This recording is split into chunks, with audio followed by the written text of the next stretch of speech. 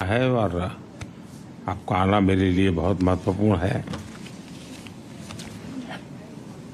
पिछले साल जब मैं वॉशिंगटन आया था तो मैंने टेक हैंडशेक एक कार्यक्रम में शामिल हुआ था और उस समय भी आप में से कुछ साथियों से मिलने का मौका मिला था। भारत में भी आप में से कई साथियों से समय समय पर मुझे मिलने का अवसर मिला है। आज एक साल बाद मैं दुनिया के बड़े बड़े जो इनोवेटर्स हैं उनके बीच अपने आप को गर्व महसूस कर रहा हूं कि मैं आप सबके बीच आज बैठा हूं। मैं जो ऊर्जा देख रहा हूं, जो उत्साह देख रहा हूं और भारत के प्रति जो एक भरोसा देख रहा हूं, ये वाकई हमें बहुत ही सुखद लगता है, क्योंकि जब आप जैसे एक्सपर्ट लोग कोई बात बताते हैं बदलती हुई दुनिया के विषय में और भारत की संभावनाओं के विषय में, तब भारत में भी एक नीति निर्धारण में हमारा विश्वास बढ़ जाता है। कुछ चीज़ों का सुझाव भी आपने दिया है, मेरी टीम ने सारी चीज़ों को नोट किया है, क्योंकि हम चाहते हैं कि आप जिस दुनिया में काम करते हैं और आप जिन दुनिया को अच्छी तरह जानते हैं और जिसका भविष्य भी आपको अनुमानित है, और तब आपके सुझाव आते हैं, वो सुझाव बड़े वैल्यूएबल होते हैं। आपके अनुभव मेरे लिए बहुत अहम है और इसलिए मैं भले ही टाइम छोटा रहा होगा तो कम रहा होगा, लेकिन उस महत्वपूर्ण बातों को बहुत तवज्जो देता हूँ, उसको बहुत बड़ा स्वाद देता हूँ। एक बात सही है कि 21वीं सदी टेक्नोलॉजी ड्रिवन है। शायद ही जीवन का कोई क्षेत्र ऐसा होगा कि जिसको अब टेक्नोलॉजी ड्राइव न करती हो। किसी समय टेक्नोलॉजी का प्रभाव था, अब मैं देखता हूं टेक्नोलॉजी ड्राइव करने वाली है। लेकिन ऐसे समय में सिर्फ टेक्नोलॉजी या टेक्नोलॉजी प्लस डेमोक्रेसी, इसका एक संतुलन बहुत जरूरी है, क्योंकि डेमोक्रेटिक वैल्यूज और टेक्नोलॉजी का मिलना मानव कल्याण की गारंटी देता है, एक विश्वास पैदा करता है। एंड टेक्नोलॉजी माइनस डेमोक्रेसी, मैं समझता हूँ किसी भी संकट के लिए एक वातावरण पैदा कर देता है। और भारत एक देश है जिसके पास टैलेंट भी है, डेमोक्रेसी भी है, मार्केट भी है, और ऐसी गोल्डन अपॉर्चुनिटी मैं समझता हूँ बहुत रेयर होती है जो आज भारत के पास उपलब्ध है। और आप में से बहुत एक लोग हैं जिनका भारत के साथ निकटता रही है, आपका अनुभव भी रहा है, और आपने ग्लोबल लेवल पे कई जगह पे काम किया है और भारत में भी काम किया है, तो आप कंपैरिजन भी कर सकते हैं। और उस कंपैरिजन में भी आप देखेंगे कि आपको +1 की पोजीशन वहाँ नजर आएगी, और इस अर्थ में मैं इसको बड़ा महत्व मानता हूँ।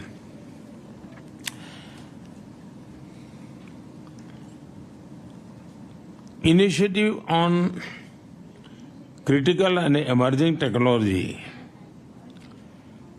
ISET इंक्लूसिव इनोवेशन के लिए हमारे साझा कमिटमेंट का प्रतीक है। आप में से कई साथियों से मैं पहले भी मिला हूं। भारत आपकी ग्रोथ स्टोरी से फैमिलियर है और हम उस पर ट्रस्ट भी करते हैं। पिछले दशक में Bharat reform, perform and transform, इस मंत्र को लेकर के आगे चला है, और पिछले दिनों का अनुभव से हमें लगता है कि इसमें हम गति जितनी ज्यादा बढ़ाएंगे उसका फलक जितना ज्यादा हम विकसित करेंगे और जरूरत के आधार पर हम रिफॉर्म को बल देंगे तो शायद हम और अधिक परिणामकारी होंगे। तो हमारा ध्यान इन दिनों उन बातों पर ज्यादा है। आज का भारत एम्बिशियस सपने देखता है और उन्हें पूरा करने का भरसक प्रयास भी करता है। आज भारत विश्व की 5वीं सबसे बड़ी इकोनॉमी है, विश्व की सबसे तेजी से ग्रो करने वाली इकोनॉमी है और मैं पक्का मानता हूं कि मेरा ये जो तीसरा कार्यकाल है उसमें हम 3rd लार्जेस्ट इकोनॉमी का हमारा जो गोल है उसको हम अचीव कर लेंगे, क्योंकि आज हम हाईएस्ट ग्रो करने वाले लोग हैं। जब दुनिया का सबसे बड़ा देश, सबसे बड़ी डेमोक्रेसी तेजी से ग्रो करेगी तो ग्लोबल पीस और प्रॉस्पेरिटी के भी एक आश्वासन उससे प्राप्त होता है और जो आज आप देख भी रहे हैं। टेक्नोलॉजी विकसित भारत की यात्रा का एक अहम स्तंभ है। इसलिए आज हमने भारत में टेक्नोलॉजिकल कोलैबोरेशन और इन्वेस्टमेंट के लिए अभूतपूर्व संभावनाएं खड़ी की है। भारत की स्केल, भारत की कैपेसिटी, भारत की कैपेबिलिटी और भारत का परफॉर्मेंस, आप उसमें यूनिकनेस देखते होंगे, आपने अनुभव किया होगा। आज भारत के पास one of the most vibrant digital ecosystem है। तीसरा सबसे बड़ा स्टार्टअप इकोसिस्टम आज भारत में है और विश्व का सबसे बड़ी युवा टैलेंट का पूल भी भारत के पास है। और आपने देखा होगा पिछले 10 साल के मेरे कार्यकाल को, और शायद इसी के कारण हमें फिर से एक बार जनता ने आशीर्वाद दिया है। और मैं मानता हूं कि इन्वेस्टर के लिए और कोई भी साहस करने वाले व्यक्ति के लिए पॉलिसी स्टेबिलिटी ये बहुत ही महत्वपूर्ण चीजें होती हैं। और आज भारत एक तो पॉलिसी ड्रिवन हमारा गवर्नेंस है, लेकिन साथ साथ stable policy and predictable policy, उसमें हम आग्रही हैं ताकि कोई भी इन्वेस्टर के लिए या कोई भी वहां काम करना चाहता है उसके लिए एक एश्योरेंस उससे प्राप्त होता है और उस दिशा में हम प्रयत्नशील हैं। आज की टेक्नोलॉजिकल ट्रांसफॉर्मेशन हम रीढ़ की हड्डी के बिना शरीर की कल्पना नहीं कर सकते। वैसे चिप्स के बिना कोई कारोबार चलना मुश्किल है और हम उस दिशा में ये बात सही है कि जिस गति से दुनिया में एक विषय चला उसमें हम लेट हैं, लेकिन हम एक बार शुरू करते हैं तो हमारी गति भी उतनी तेज होती है। अब जैसे 5G में हम लेट थे, लेकिन आज हम नंबर 1 पर है। तो ये भारत की अपनी एक विशेषता भी है, स्केल भी है, आवश्यकता भी है। तो चिप की और सेमीकंडक्टर की दुनिया में हम जो पॉलिसी लाए हैं उसको बहुत ही स्वागत हो रहा है। करीब करीब सभी इस क्षेत्र के लोग भारत में आने की दिशा में आकर्षित हो रहे हैं और उसके लिए जो बेसिक नीड्स की जरूरत है उसमें हम पूरी तरह तैयार हैं। चाहे पॉलिसी की बात हो, वहाँ पर आवश्यक इंफ्रास्ट्रक्चर की बात हो, सेंट्रल और स्टेट गवर्नमेंट का एक प्रकार सहयोग हो, इन सभी चीजों में हम साथ में हैं। और इसलिए सबसे बड़ी बात है डिजाइन। आज भी दुनिया की बड़ी बड़ी आपकी सबकी कंपनियां भी है, उनकी रिसर्च और इनोवेशन के सेंटर भारत में है। सबके सब भारत के टैलेंट से आप पूरी तरह परिचित है। भारत के टैलेंट पर आपका पूरा भरोसा भी है। तो हम डिजाइन इन इंडिया के मूड में भी और आप काफी बल दे रहे हैं ताकि हम दुनिया को कुछ नया देने के लिए सेमीकंडक्टर में हम $15 बिलियन का एडिशनल इन्वेस्टमेंट करने की दिशा में हम आगे बढ़ रहे हैं। दुनिया भर से भी, जैसा मैंने कहा, इन्वेस्टमेंट आ रहा है और भारत का प्राइवेट सेक्टर भी इन दिनों में काफी इस मात्रा में निवेश कर रहा है। हाल ही हुए हमने एक सेमिकॉन इंडिया समिट की, आप में से कुछ साथी उसमें थे भी। भारत के पास global semiconductor ecosystem supply chain में एक रिलायबल और क्रेडिबल पार्टनर बनने की पूरी क्षमता है। आज हमारा इलेक्ट्रॉनिक सेक्टर $150 बिलियन से ज्यादा का है। हमारा लक्ष्य इसे 2030 में $500 बिलियन तक ले जाने का है, ताकि इस सेक्टर में 6 मिलियन नई जॉब्स की हम आपूर्ति कर सकते हैं। इन लक्ष्यों को पाने के लिए हम इंडस्ट्री के साथ जितना ज्यादा सहयोग बढ़ सकता है हम उसके लिए तैयार हैं और मेरी सिस्टम को भी प्रोएक्टिव करने की दिशा में मैं सफल रहा हूं। भारत में 500 मिलियन से ज्यादा की वर्किंग पॉपुलेशन है। भारत की औसत आयु 28 इयर्स है और बड़ी बात यह है कि हमारा यूथ स्टेम की पढ़ाई में काफी रुचि ले रहा है। इवन बेटियां भी स्टेम के एजुकेशन में हमारे यहाँ बेटियां भी लीड कर रही है। और मुझे तो याद है कि एक देश में मैं वहाँ के एक बहुत बड़े नेता मुझे पूछ रहा था कि क्या आपके यहाँ बच्चियां स्टेम के अंदर रुचि लेती है। जब मैंने उनको आंकड़ा बताया तो उनके लिए सरप्राइज था कि भारत की बेटियां भी उन सारे क्षेत्रों में काफी कुछ कर रही है। यूथ का ट्रेनिंग एंड अपस्किलिंग, ये मैं मानता हूं कि बहुत ही फोकस रिक्वायर है, क्योंकि जिस प्रकार से टेक्नोलॉजी में अपग्रेडेशन होता ही चला जा रहा है और स्किलिंग में अगर हम अपग्रेडेशन नहीं करते हैं तो शायद हम रुक जाएंगे। तो मेरा बल उस दिशा में भी उतना ही ज्यादा है। और इंडस्ट्री 4.0 के लिए इंडस्ट्री रेडी वर्कफोर्स, वो हम एडवांस में काम करने की दिशा में आगे बढ़ते हैं।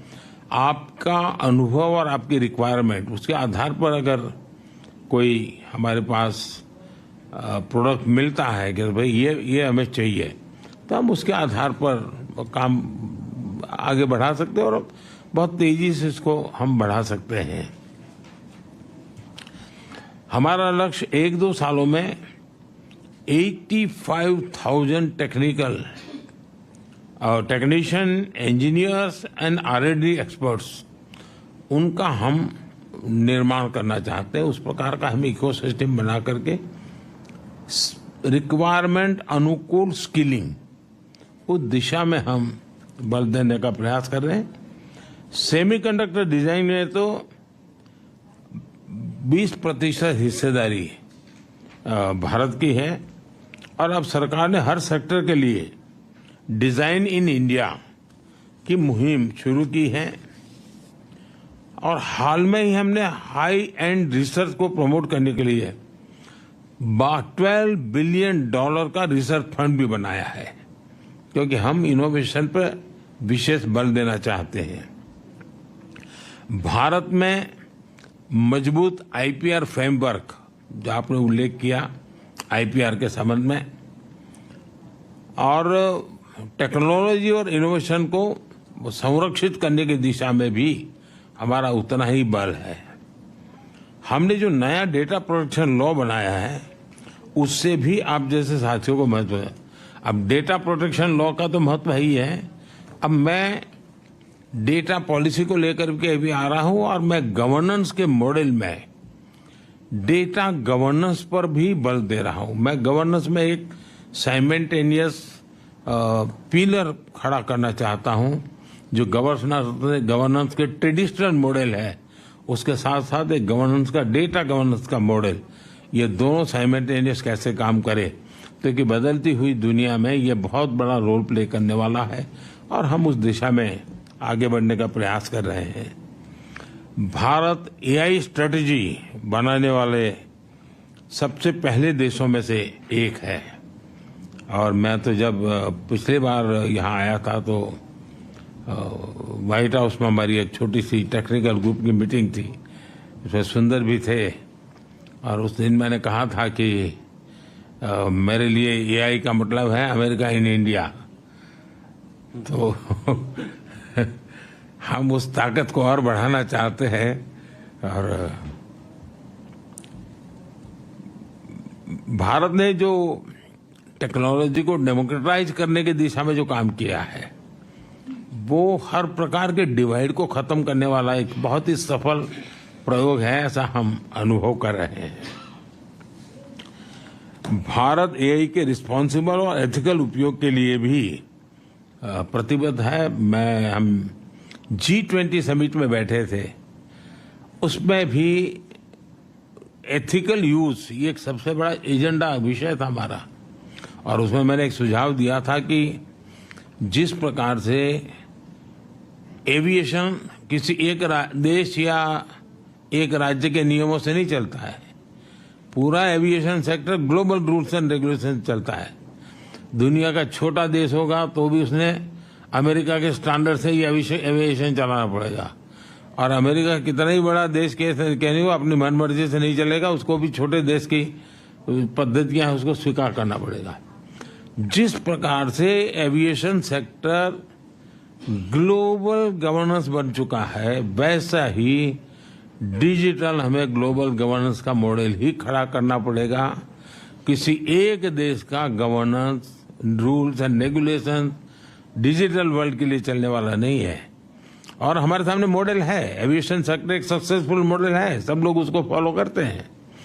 तो मैं G20 में इस विषय को मैंने बहुत आग्रह से रखा है, आगे भी मेरा ये प्रयास है।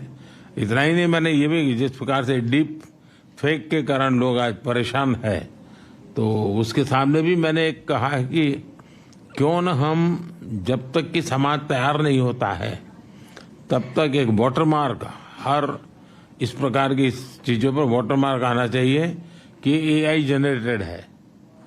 तो एक व्यक्ति को लगेगा भाई इस पर मैं भरोसा करूं या ना करूं। और मैं मानता हूं कि आप जैसे जो टेक्नोलॉजी का एक्सपर्ट है, मानव जाति की बड़ी सेवा होगी। ये ठीक है, एक स्टेज आने के बाद शायद जरूरत नहीं पड़ेगी, देखो आज हम उस स्टेज पर हैं, हमें जरूरत पड़ेगी। तो वाटरमार्क के साथ एआई जनरेटेड वाटरमार्क, ये कोई भी प्रोडक्ट आएगा अगर एआई टच है तो ऊपर आएगा ही, ऑटोमेटिक आएगा कि एआई जनरेटेड है। उसके लिए रूल्स एंड रेगुलेशन काम नहीं करेंगे, technology will give a solution. और इसलिए मैं समझता हूं उस दिशा में भी अगर इतने सारे ब्रेन्स यहाँ हैं तो आप जरूर कुछ न कुछ कंट्रीब्यूट कर सकते हैं। आज भारत तेजी से ग्लोबल बायोटेक पावर हाउस के रूप में उभर रहा है और जैसा आप सब साथियों ने कहा, भारत में बायोफार्मा रिसर्च प्रमोट करने के लिए एक फर्टाइल इकोसिस्टम है। भारत में बड़ी संख्या में साइंटिफिक टैलेंट पूल तो है ही है, भारत का बड़ा और डाइवर्स जीन पूल भी है। भारत की विशालता और विविधता, ये मैं समझता हूं कि वहां एक बार कोई चीज पायोनियर रही है और उसमें प्रयोग हुए हैं तो वो दुनिया में कहीं पर भी वो लागू हो सकते। इतनी विशालता और विविधता वहां भरी पड़ी है। एफोर्डेबल रिसर्च की पॉसिबिलिटी भी है और एफोर्डेबल मैन्युफैक्चरिंग और एश्योर्ड क्वालिटी भी है। बायो सिक्योर एक्ट जो कैपेसिटी गैप क्रिएट का होगा, भारत उसे ट्रस्टेड और एफिशिएंट तरीके से पूरा कर सकता है। बायो मैन्युफैक्चरिंग को बूस्ट करने के लिए हम बायो E3 पॉलिसी लेकर आए हैं। आपके साथ ध्यान में आया होगा, पिछले सप्ताह ही मैंने मेरी कैबिनेट में बायो E3 की पॉलिसी हम लेके आए हैं और एक बहुत फ्यूचरिस्टिक पॉलिसी हमने बनाई है બાયો E3 અને biotechnology for economy, employment and environment, इन तीनों चीजों को लेकर के मैंने बायो E3 पॉलिसी को बल दिया है। 2030 तक भारत की बायो इकोनॉमी बढ़कर $300 बिलियन की होने की हम संभावना देखते हैं। 2025 तक भारत में 10,000 से ज्यादा बायो स्टार्टअप्स की संभावना मैं देख रहा हूं, जिसके कारण आप कल्पना कर सकते हैं ग्रास लेवल पर कितने बड़े काम की संभावना इस बायो के सेक्टर में भी होने की संभावना मैं देखता हूं। हमारा लक्ष्य है कि हेल्थ सिक्योरिटी और ग्लोबल चैलेंज के सॉल्यूशन देने में भारत लीडरशिप के रोल में हो, और जिसमें आप सबका सहयोग बहुत बड़ी हमें ताकत दे सकता है। भारत प्रो प्लैनेट पीपल की अप्रोच को लेकर इंफ्रास्ट्रक्चर बना रहा है, इनोवेट कर रहा है। 2030 तक 500 गीगावाट रिन्यूएबल एनर्जी के टारगेट को अचीव करने के लिए हम एक साथ कई स्तर पर काम कर रहे हैं, और इसलिए आपके लिए मैन्युफैक्चर में भी अद्भुत संभावना है। फ्रेंड्स, आत्मनिर्भर और सशक्त भारत की विकास यात्रा में आप सभी को मैं एक सहयात्री के रूप में, एक सहभागीदारी के रूप में हमेशा मानता हूं, देखता हूं, और उस प्रकार से हमारी यात्रा भी रही है, आप सबका अनुभव भी है। और मुझे विश्वास है कि भारत और अमेरिका की टेक कंपनीज मिलकर ग्लोबल चैलेंजेस के समाधान से में अहम रोल निभाएगी। मेरी टीम आपके जो सुझाव मिले हैं उसको भी, और आपने जो एक विश्वास व्यक्त किया उसको भी, हम उसको बड़ी गंभीरता से लेते हुए आवश्यकता के अनुसार उसको हम फॉलोअप भी करेंगे। मेरे द्वार तो हमेशा खुले रहते हैं। मैं हमेशा एक विद्यार्थी की तरह आप सबसे कुछ सुनता हूं, सीखता भी हूं, और गवर्नेंस में उसको लाने का प्रयास भी करता हूं, ताकि मेरा देश भी उतना ही तेजी से आगे बढ़े।